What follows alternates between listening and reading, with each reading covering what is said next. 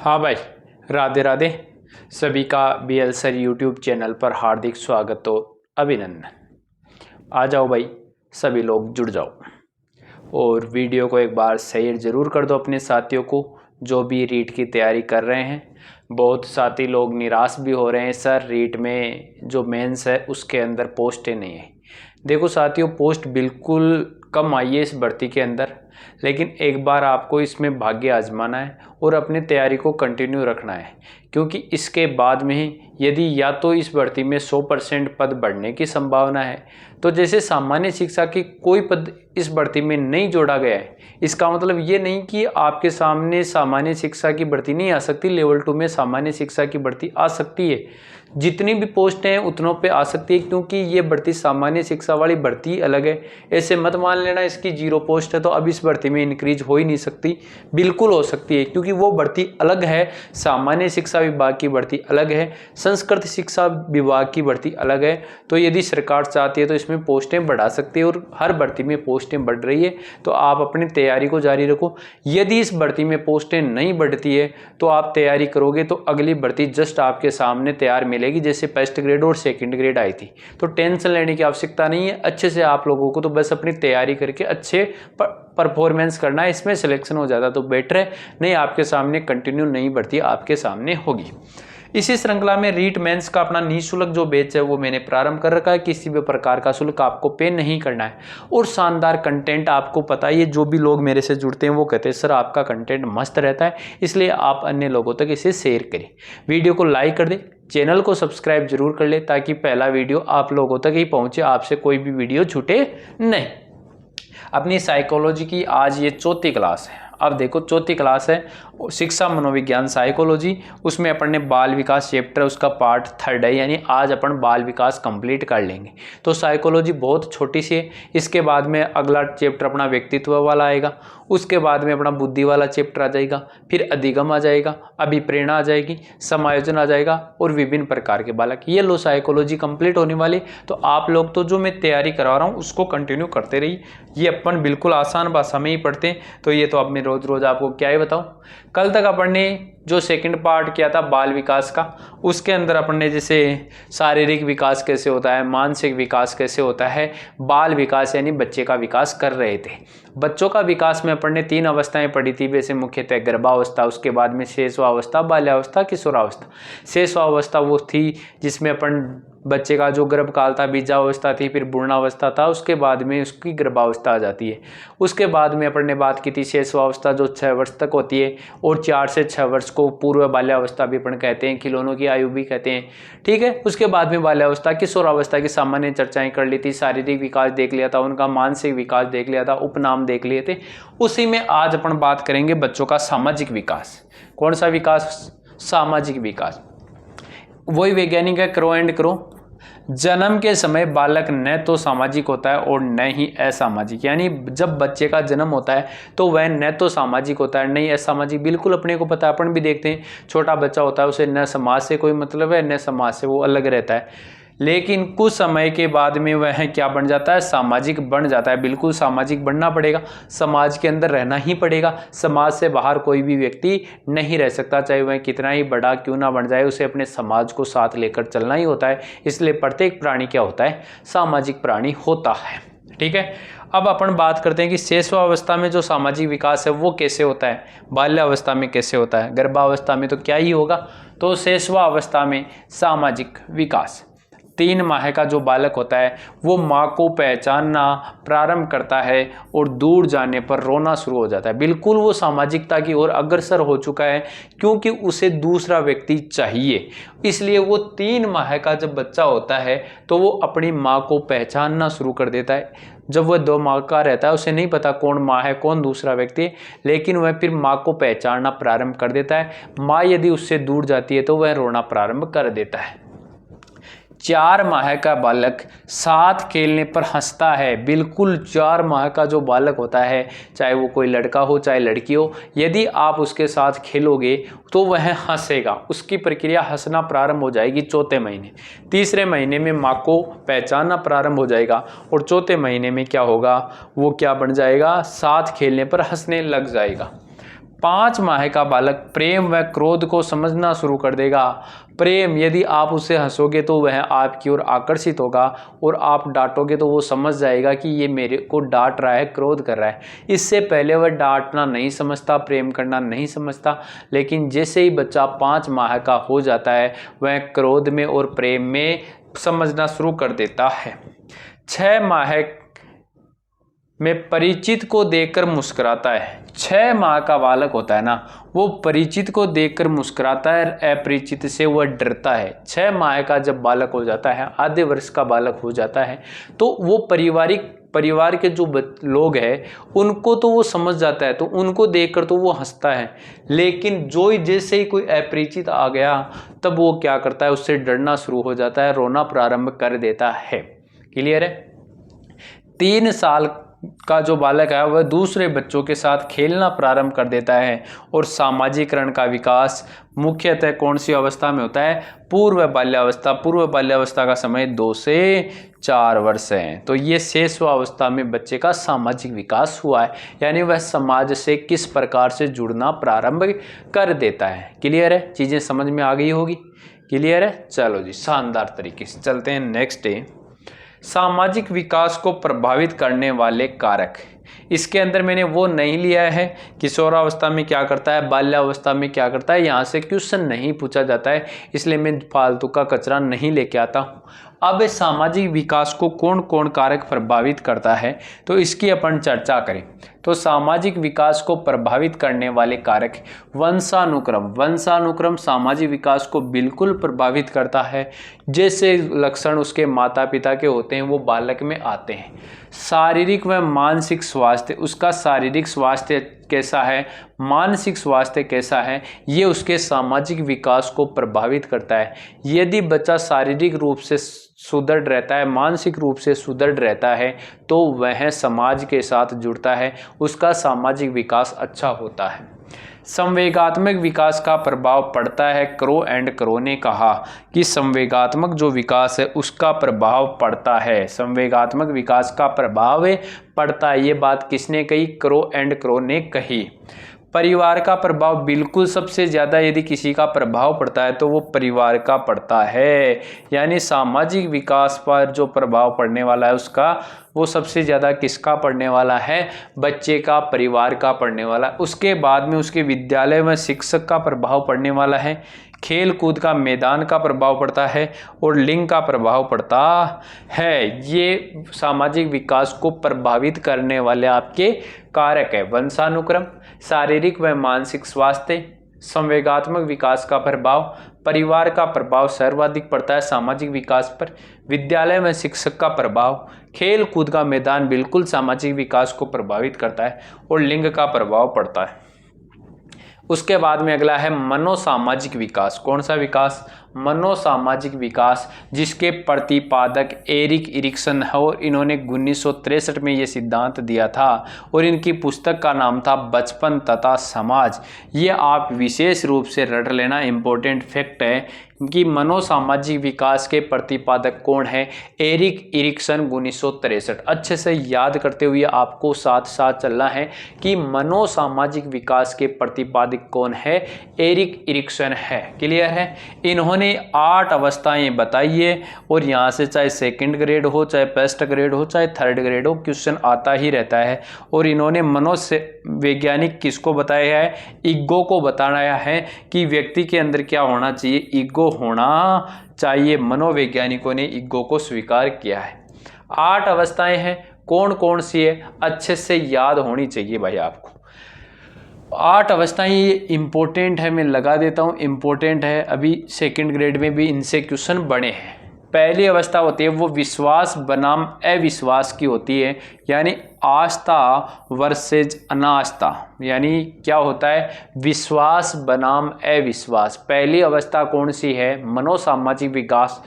विश्वास बनाम अविश्वास, आस्था बनाम अनावस्था जो 0 से 18 माह तक रहती है, इसके अंदर जो उसमें बच्चे में मनोसामाजिक मूल्य आता है वो आता है आशा का। किसका आता है? बच्चे को आशा रहती है कि मेरे परिवार वाले मेरे साथ है, यानी बच्चे में विश्वास बनाम अविश्वास का जो पहला चरण है, पहली अवस्था है विश्वास बनाम अविश्वास, वह कौन सा समय है? 0 से 18, 0 से जन्म से 18 साल तक बच्चा विश्वास बनाम अविश्वास में रहता है और उसके अंदर मनोसामाजिक जो मूल्य है वो आशा का विकास है। बच्चे को आशा रहती है, यदि आप उसे हवा में भी उछाल दोगे तो बच्चा को विश्वास रहेगा कि ये मेरे पिताजी है, ये मेरी मम्मी है, ये मुझे गिरने नहीं देगी। इसका मतलब 0 से 18 तक की अवस्था में बच्चा विश्वास बनाम अविश्वास में जीता है। तो पहली मनोसामाजिक जो अवस्था है वो कौन सी है? विश्वास बनाम अविश्वास, 0 से 18, इसमें आशा का विकास होता है। दूसरी है स्वतंत्रता बनाम संदेह। दूसरी अवस्था कौन सी है? स्वतंत्रता बनाम संदेह। स्वतंत्रता बनाम संदेह 18 से 3 वर्ष तक, 18 माह से 3 वर्ष तक इसके अंदर मनोसामाजिक मूल्य इच्छा शक्ति क्या है? मनोसामाजिक मूल्य, बच्चे की इच्छा शक्ति सबसे सर्वोपरि रहती है। कौन सी अवस्था में? स्वतंत्रता बनाम संदेह। इसके अंदर बच्चे को संदेह रहता है लेकिन वह स्वतंत्र होता है, क्योंकि जैसे बच्चा है वो इस माह में ऐसे मान लो धीरे धीरे चलना प्रारंभ कर देता है, तो उसको विश्वास रहता है वो किसी जैसे चारपाई के चारों ओर चलना शुरू हो जाता है, तो फिर उसको स्वतंत्रता महसूस होती है। वो स्वतंत्रता में तो रहता है लेकिन उसको संदेह भी महसूस होता है कि कहीं ना कहीं मुझे कोई पकड़ ना ले जाए। ऐसे मान लो इस बच्चे को आपने छोड़ दिया तो ये आपसे दूर चला जाएगा, यानी वो स्वतंत्रता चाहेगा लेकिन फिर उसको संदेह रहेगा, डर रहेगा कि मुझे कोई पकड़ ना ले जाए। इसका मतलब दूसरी अवस्था कौन सी है? स्वतंत्रता बनाम संदेह की अवस्था है। पहली कौन सी थी? विश्वास बनाम अविश्वास, उसके अंदर आशा का विकास होता है। दूसरा था वो कौन सी अवस्था आ गई? स्वतंत्रता बनाम संदेह का। इनके अंदर जो मनोवैज्ञानिक मूल्य है, मनोसामाजिक मूल्य, वो इच्छा शक्ति की है, इसका विकास होता है। तीसरी है पहल बनाम अपराध बोध। पहल करेगा वर्सेस अपराध बोध, यानी उसे अपराधी बन जाएगा। 3 से 6 वर्ष में इसमें मनोसामाजिक मूल्य उद्देश्य का विकास हो जाएगा। किसका होगा? उसका कुछ ना कुछ उद्देश्य होगा, उसके लिए वह पहल करेगा। पहल करने से उसे अपराध बोध भी का भी क्या रहता है? संचार रहता है। परिश्रम बनाम हीनता। परिश्रम बनाम हीनता 6 से 12 वर्ष की आयु में, और इसमें मनोसामाजिक मूल्य जो विकसित होता है वो होता है सामर्थ्य। अभी तक आपको एक बार मैं पहले याद करवा देता हूँ, ये 4 अवस्थाएं आपको अच्छे से याद होनी चाहिए। पहली कौन सी है? अच्छे से रट लेना, विश्वास बनाम अविश्वास। विश्वास बनाम क्या रहेगी? अविश्वास रहेगी। आपको समय भी पूछा जा सकता है या ऐसे भी पूछा जा सकता है। पहली अवस्था कौन सी है? दूसरी कौन सी है? यह है 0 से 18 वर्ष तक, 0 से 18 माह तक। 0 से 18 माह तक क्या रहता है? विश्वास बनाम अविश्वास। दूसरा क्या है? स्वतंत्रता। दूसरी क्या आ जाती है? स्वतंत्रता बनाम संदेह। बच्चे को क्या रहेगी? स्वतंत्रता चाहेगा लेकिन संदेह रहेगा। 18 माह से 3 वर्ष, 18 माह से कितना? 3 वर्ष तक, और इसके अंदर आशा का संचार रहेगा और इसके अंदर उसको क्या हो जाएगा? तीसरी अवस्था आ जाएगी। वो कौन सी आ जाएगी? तीसरी अवस्था आ जाएगी, यानी स्वतंत्रता बनाम क्या था? संदेह रह गया। तीसरी अवस्था रह जाएगी उसकी विश्वास बनाम कौन सी है? पहल बनाम। हाँ बिल्कुल, पहल। 3 शब्द है तो पहल बनाम वर्सेस अपराध बोध। पहल बनाम क्या रह जाएगा? अपराध, और इसका समय है 3 वर्ष से लेकर 6 वर्ष तक। 3 वर्ष से लेकर 6 वर्ष तक।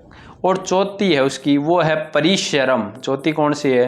परिश्रम वर्सेस हीनता। परिश्रम वर्सेस हीनता 6 से 12 वर्ष तक। ये 4 अवस्थाएं, टोटल 8 में से आपको 4 याद होनी चाहिए। विश्वास बनाम अविश्वास, दूसरा स्वतंत्रता बनाम संदेह है, तीसरा पहल बनाम अपराध बोध है, चौथा है परिश्रम बनाम हीनता। क्लियर है? ये 4 अवस्थाएं आपको याद हो गई होगी। उसके बाद में 5वीं है पहचान बनाम भूमिका संकट। पहचान बनाना चाहेगा लेकिन बनाम रहेगी उसके कौन सी? भूमिका का संकट। 13 से 18 वर्ष तक इसमें वो कर्तव्य परायणता है, वो मनोसामाजिक मूल्य का विकास हो जाता है। मनोसामाजिक मूल्य का विकास कौन से का होता है? कर्तव्य परायणता को ध्यान में रखता है, वो अपने कर्तव्य का विशेष रूप से ध्यान रखता है। उसके बाद में अपन बात करें मित्रता बनाम अपराध बोध या अलगाव। मित्रता बनाम अलगाव, या तो वो मित्रता करेगा, घनिष्ठ मित्रता करेगा, या फिर वह अलगाव कर लेगा। मित्रता बनाम अलगाव 19 से 35 वर्ष तक, और इसमें वह प्रेम को क्या करेगा? विकास करेगा। उसके बाद में 7वीं है सृजनात्मकता यानी प्रजनन करना बनाम स्थिरता 35 से 65 वर्ष, इसमें वो देखभाल करने को ज़्यादा विकसित होगा। और 8वीं ईमानदारी यानी संपूर्णता बनाम निराशा या हताशा 65 से प्लस जो आयु हो जाती है उसके अंतर्गत। क्लियर है? और इसमें परिपक्वता है, वो मनोसामाजिक मूल्य का विकास होता है। मनोसामाजिक मूल्य कौन सा आता है? परिपक्वता आ जाती है मनोसामाजिक मूल्य। क्लियर है? ये 5 एरिक इरिक्सन ने मनोसामाजिक की अवस्था बताई है। क्लियर है? अच्छे से आप लोगों को समझ में आ गया होगा, कोई टेंशन लेने की आवश्यकता ही नहीं है। ठीक है, यहाँ तक अपन ने याद कर ली। पहली विश्वास बनाम अविश्वास, बिल्कुल। दूसरी कौन सी? स्वतंत्रता बनाम संदेह। तीसरी कौन सी? पहल बनाम अपराध बोध। चौथी कौन सी? चौथी थी परिश्रम बनाम हीनता। और 5वीं कौन सी आ गई? तो आप कहोगे सर 5वीं आ गई पहल, तो आ ही गया पहचान।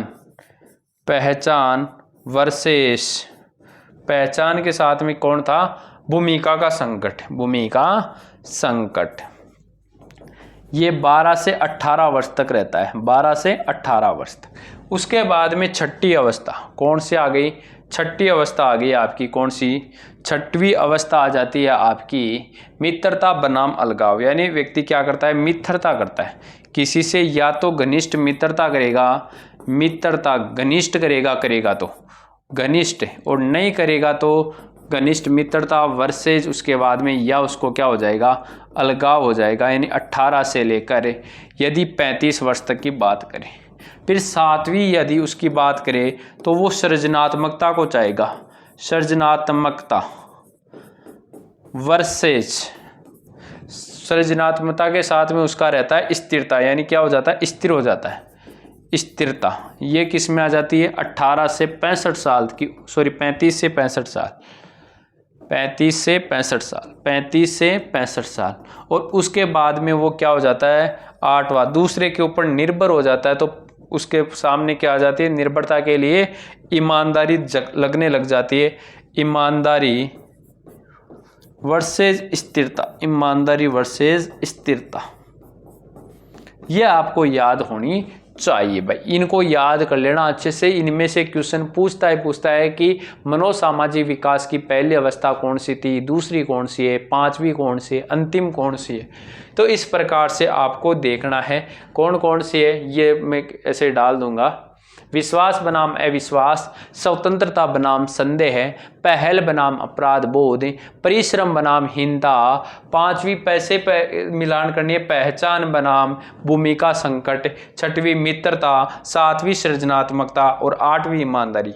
7 वाला नहीं भी याद करो तो एक एक शब्द जरूर याद कर लेना कि इसके साथ शब्द कौन सा है। देखो विश्वास पहले, फिर स्वतंत्रता, फिर 3 नंबर पर 3 नंबर वाली आएगी पहल। परिश्रम में 4 ऐसे लिखा जाता है, पैसे लिखा जाएगा परिश्रम। परिश्रम के बाद में व्यक्ति पहचान चाहता है, पहचान होगी तो लोग मित्र बनेंगे, मित्र बनेंगे तो कुछ अच्छा करेंगे, सृजनात्मकता, और उसमें ईमानदारी होनी चाहिए। ऐसे याद कर सकते हो। देखो कैसे याद करनी है। विश्वास सबसे पहले क्या आएगा? व्यक्ति को रहेगा विश्वास। विश्वास के बाद में उसमें क्या आएगी? स्वतंत्रता चाहेगा। क्या चाहेगा? स्वतंत्रता चाहेगा। स्वतंत्रता आ गई तो 3 नंबर वाला पहल है। पहल के बाद में वो करेगा परिश्रम। परिश्रम करेगा तो वो क्या चाहेगा? वो चाहेगा परिश्रम के बाद में पहचान।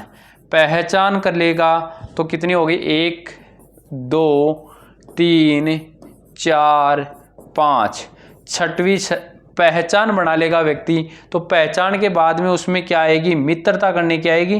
पहचान होगी तो मित्रता होगी, और साथ भी मित्र बनेंगे तो कुछ सृजनात्मकता करेंगे, और सृजनात्मकता करेंगे तो उसमें ईमानदारी होनी चाहिए। ये लो जी 8 आपकी अवस्थाएं, ठीक है, याद हो गई आप लोगों को। चलते आगे।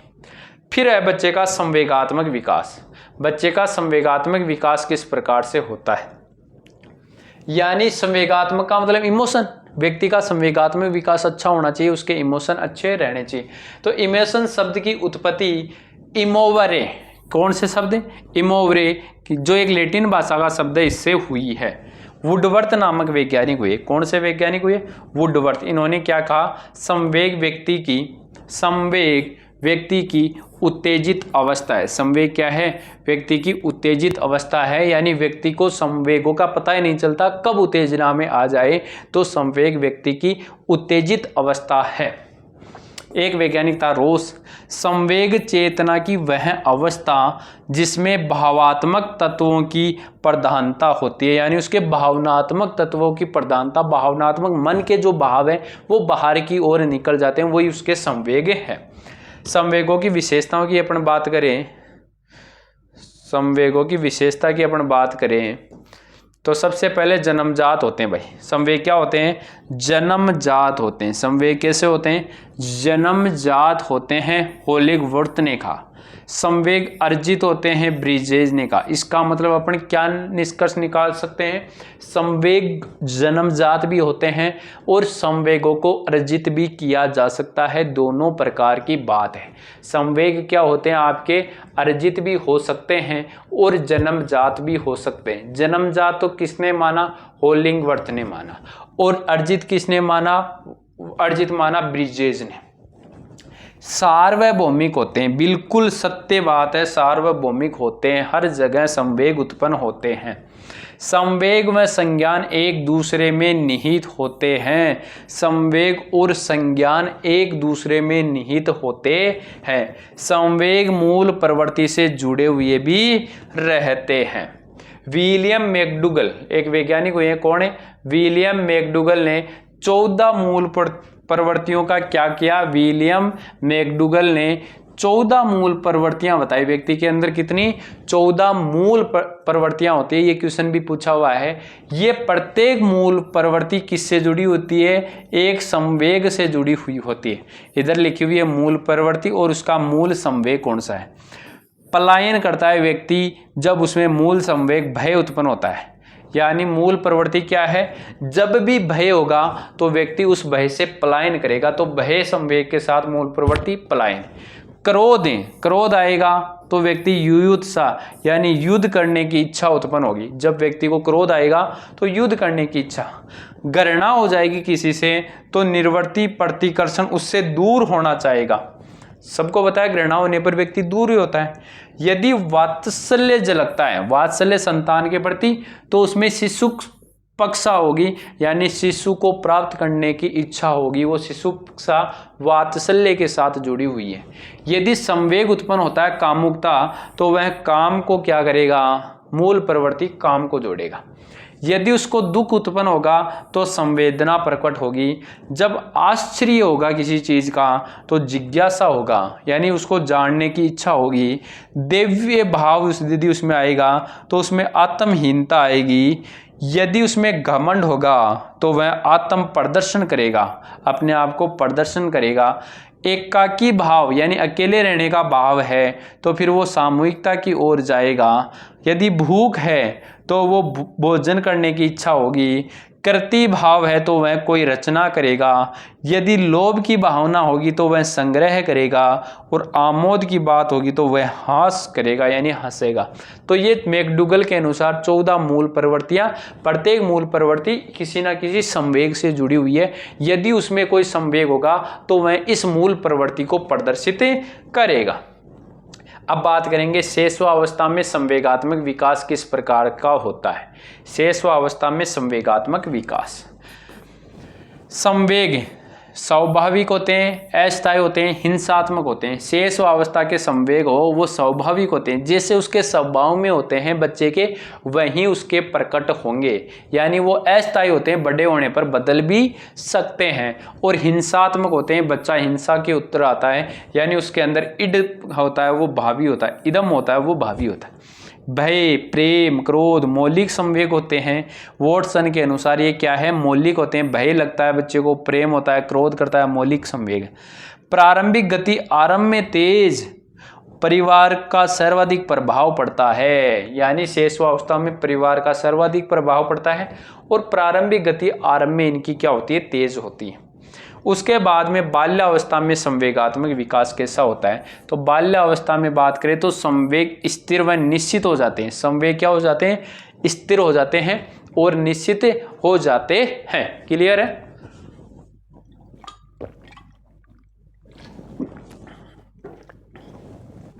संवेगों का दमन कर लेता है व्यक्ति, क्या करना शुरू कर देता है बाल्यावस्था में, अपने संवेगों का दमन कर लेता है।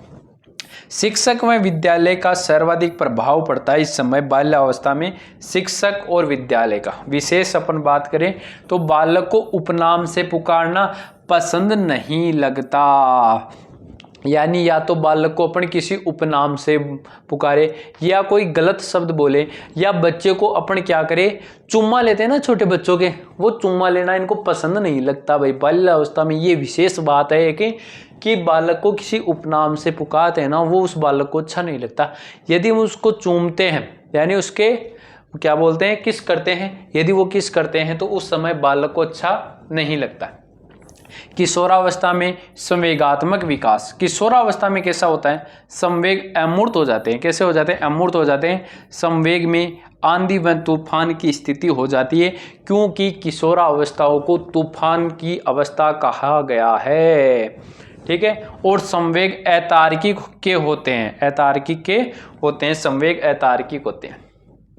संवेगों को प्रभावित करने वाले कारक कौन कौन से हैं, तो शारीरिक व मानसिक स्वास्थ्य संवेगों को प्रभावित करता है। थकान करती है, विद्यालय में शिक्षक का प्रभाव करता है, परिवार का प्रभाव बिल्कुल करेगा संवेगों को, परिपक्वता का प्रभाव, और एक ग्रंथि है एड्रिनल ग्रंथि का प्रभाव संवेगों पर पड़ता है। संवेगों के ऊपर किसका प्रभाव पड़ता है, एड्रिनल ग्रंथि का प्रभाव पड़ता है। उसके बाद में अगला गामक विकास या मनोगत्यात्मक विकास। कौन सा विकास है, गामक विकास या मनोगत्यात्मक विकास। शरीर के अंगों और मांसपेशियों में गति व शक्ति का विकास गामक विकास कहलाता है। यानी शरीर के द्वारा जो क्रिया की जाती है, जो प्रतिक्रिया की जाती है, जो क्रिया और प्रतिक्रिया शरीर की मांसपेशियों के द्वारा की जाती है, वो क्या कहलाता है, गामक विकास या मनोगत्यात्मक विकास कहलाता है।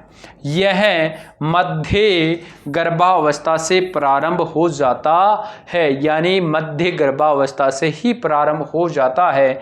ये स्थूल से सूक्ष्म होता है, यानी पहले बड़ी क्रियाएं एक साथ की जाती है, उसके बाद में सूक्ष्म छोटी छोटी क्रियाएं होती हैं।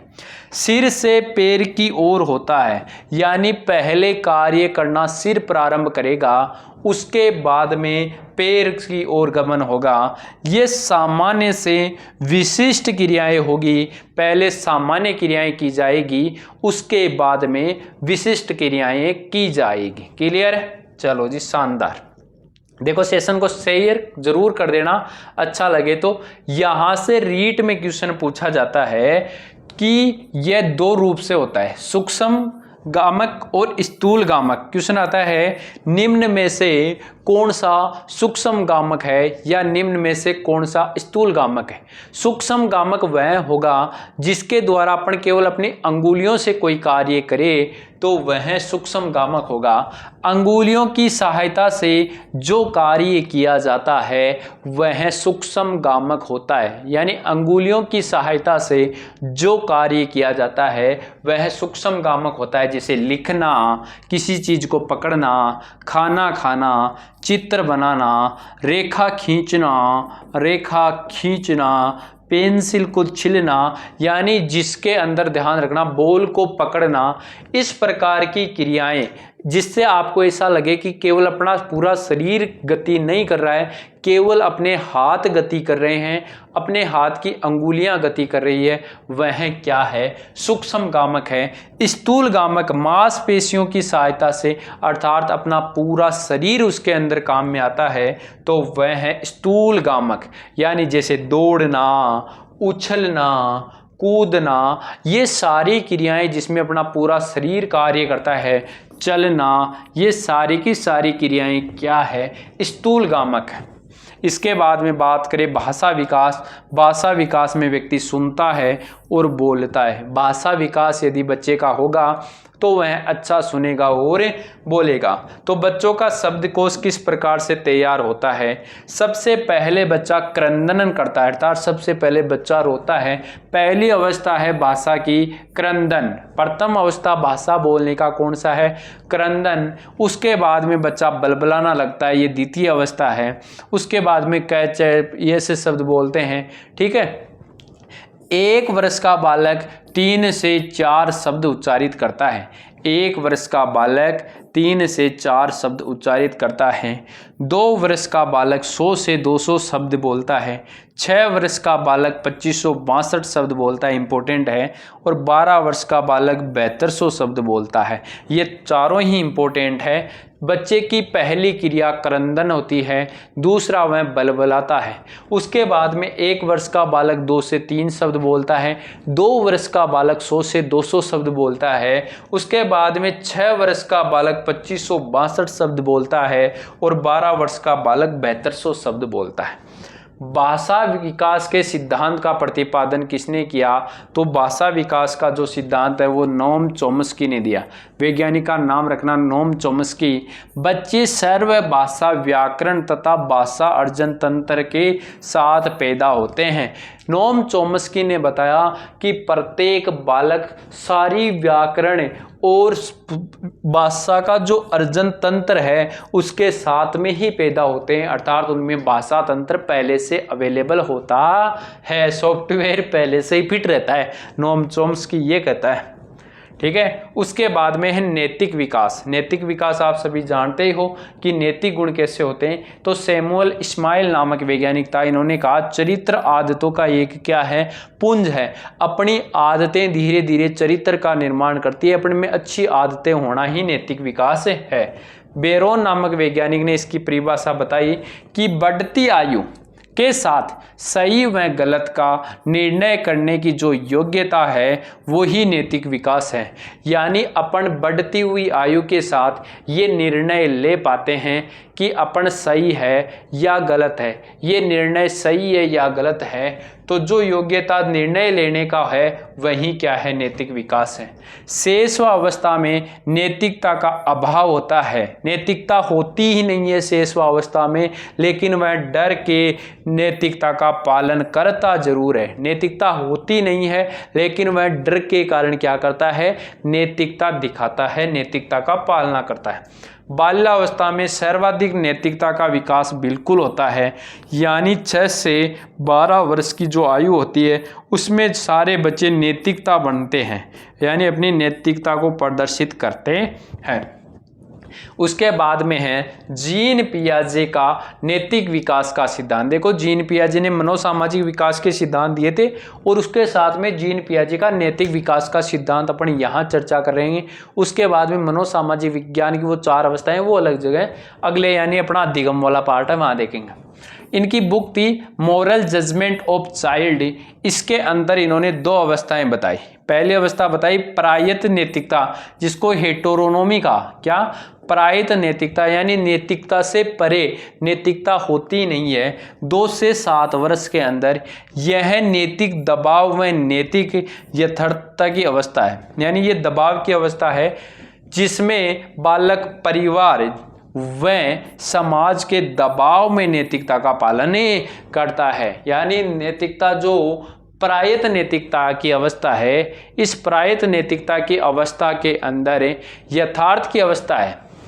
यानी इसके अंदर बालक परिवार व समाज के दबाव में नैतिकता का क्या करता है, पालन करता है, वैसे नैतिक होता नहीं है। दूसरी इन्होंने बताई स्वायत्त नैतिकता यानी ऑटोनॉमी, ऑटोनोमस 8 से 11 वर्ष। यह नैतिक सापेक्षता व नैतिक सहयोग की अवस्था है। इसमें बालक अपने विवेक व तार्किकता के आधार पर नैतिकता का पालन करता है। यानी बच्चा क्या करता है, विवेक और तार्किकता से नैतिकता दिखाता है। पहले में वो डर के कारण दिखा रहा था। यह नैतिक नियमों को परिवर्तनशील मानता है। यह जो अवस्था है इसमें नैतिक नियमों को परिवर्तनशील माना जाता है। ऊपर वाले में अपरिवर्तनशील माना जाता है। क्या माना जाता है, अपरिवर्तनशील माना जाता है। उसके बाद में कोहलरबर्ग का नैतिक विकास का सिद्धांत। तो कोहलरबर्ग ने अपना नैतिक विकास का सिद्धांत दिया, वो 1969 में दिया। इन्होंने हिंज की नैतिकता दुविधा का अध्ययन किया। ये 72 बच्चों पर प्रयोग था, जिसमें 10 से 16 वर्ष को नैतिक तर्कणा का वर्ष कहा। ये इंपॉर्टेंट फैक्ट है, ध्यान रखना।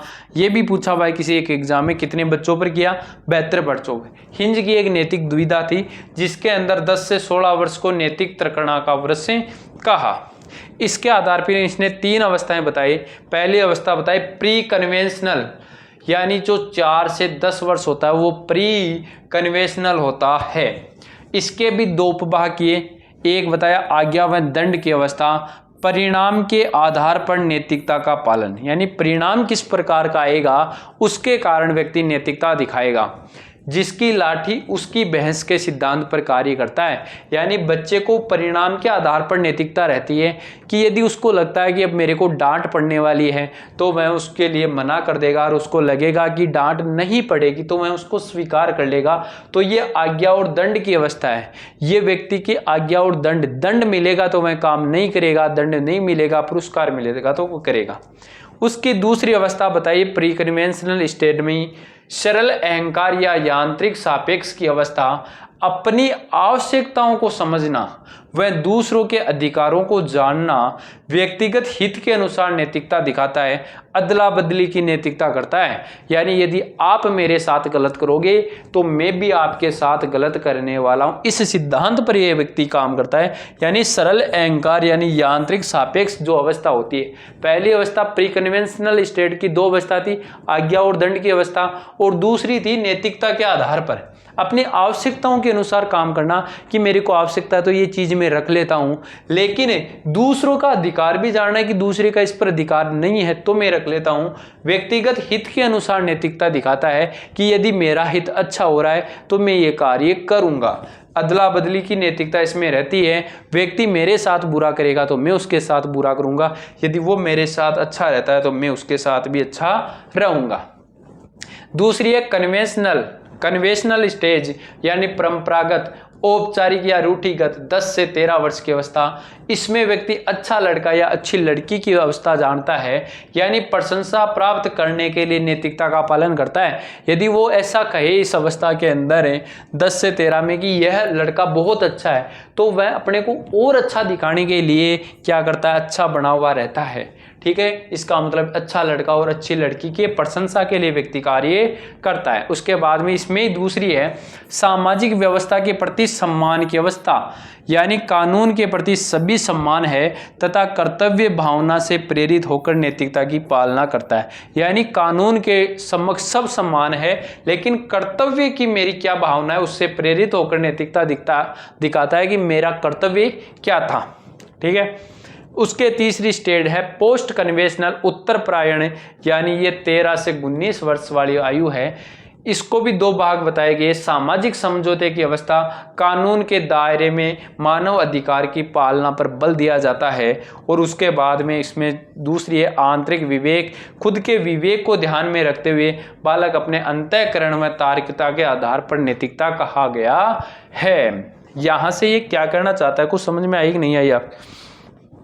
यानी ये जो 72 बच्चे थे ना, इनको पूछा कि जैसे कोई एक महिला है और एक व्यक्ति है, उसकी कोई दुकान है, उस दुकान के अंदर टेबलेट थी, कुछ पैसे में लाने के लिए दी गई थी। ठीक है। अब उसके पास में पैसे नहीं थे। ठीक है। अब ये 72 बच्चे थे अलग अलग एज समूह के। इनसे पूछा गया, जैसे कोई दुकानदार है, उस दुकानदार का मूल्य, उसके पास कोई टेबलेट है, उस दुकानदार के पास में क्या कोई है, कोई टेबलेट, टेबलेट जानते हो, गोली, किसी रोग की गोली है, उसके $10 ऐसे मान लो पैसे थे। कितने डॉलर थे? $10, या ऐसे मान लो $100 पैसे थे। अब वह व्यक्ति इसके कितने $500 किसी व्यक्ति के पास थे, लेकिन वो इसके क्या है $1000 मांगना चाह रहा है। क्या करना चाह रहा है? $1000। अब है ना, एक व्यक्ति है उसके पास में $500 है, एक दूसरा दुकानदार उसके पास में एक $100 की टेबलेट है। उस व्यक्ति जिसके पास में $500 है, उसकी महिला है, पत्नी है, वो बीमार है, यदि उसे वो दवा नहीं मिलेगी तो वो मर जाएगी। लेकिन इस दूसरे के पास में ये इसके $1000 वसूलना चाहता है, लेकिन इसके पास $500 है। ये इसको आके कहता है कि ये तू $500 ले ले और मुझे दे दे। अब ये कहता है मैं पूरे $1000 दूँ, इसके पास 500 है नहीं, तो ये क्या करता है, इन 500 के बजाय रात को आता है और इसकी ये जो टेबलेट है इसको चोरी करके ले जाता है। तो अब इनको बच्चों को पूछा जाता है कि बताओ क्या इन्होंने ऐसा करना उसके लिए सही था? तो किसी बच्चे ने कहा सही नहीं था, किसी ने कहा उसके कानून का दंड मिलेगा, उसको वैसे होगा। इस प्रकार की प्रक्रियाएं इसके अंदर चली थी। ठीक है, तो इसके आधार पर अपना ये था बाल मनोविज्ञान का पार्ट 3 था, ये कंप्लीट हो जाता है आपका, यानी बाल विकास वाला पार्ट है ये कंप्लीट यहाँ तक हो जाता है। आपको टेंशन लेने की आवश्यकता नहीं है। रीट मेंस के शॉर्ट नोट शैक्षिक परिदृश्य के कंप्लीट हो गए। जिसको लेना है वो लेकर अच्छे से इनकी तैयारी करें। मात्र 59 रुपये हैं। पढ़ने में शानदार गजब के नोट्स है। बार बार आप है ना, एक दिन में इनको 10 बार पढ़ सकते हो और 10 दिन में आप इनको 100 बार पढ़ सकते हो। और कोई चीज़ 100 बार पढ़ दोगे तो ऑप्शन आएगा तो कर नहीं पाओगे क्या? ऐसे पहली बार राजस्थान में किसी ने बढ़ाए तो वो मेरे ही नोट्स, और किसी के भी नोट्स से, चाहे वो कितनी अच्छी किताबें बना रहा हो, हालांकि उन्होंने भी मेहनत की मैं मानता हूँ, लेकिन इतना शॉर्ट नहीं कर पाए वो जितनी मैंने किया है। ठीक है, तो आप इनको परचेज कर सकते हो, कोई टेंशन लेने की आवश्यकता है ही नहीं, और अपनी तैयारी को अच्छे से करो। अब वीडियो अच्छा लगा है तो वीडियो को लाइक कर लो, चैनल को सब्सक्राइब कर दो और वीडियो को शेयर जरूर कर दो, ताकि आप शेयर करोगे तो मुझे मोटिवेशन मिलेगा और मैं बैक टू बैक आपको वीडियोस दे दूंगा। टाइम पे अपन सिलेबस करेंगे, नहीं एग्जाम तक सिलेबस चलता ही रहेगा। ठीक है, मिलते हैं किसी नेक्स्ट वीडियो में, तब तक के लिए ऑल द बेस्ट। धन्यवाद। राम राम सा।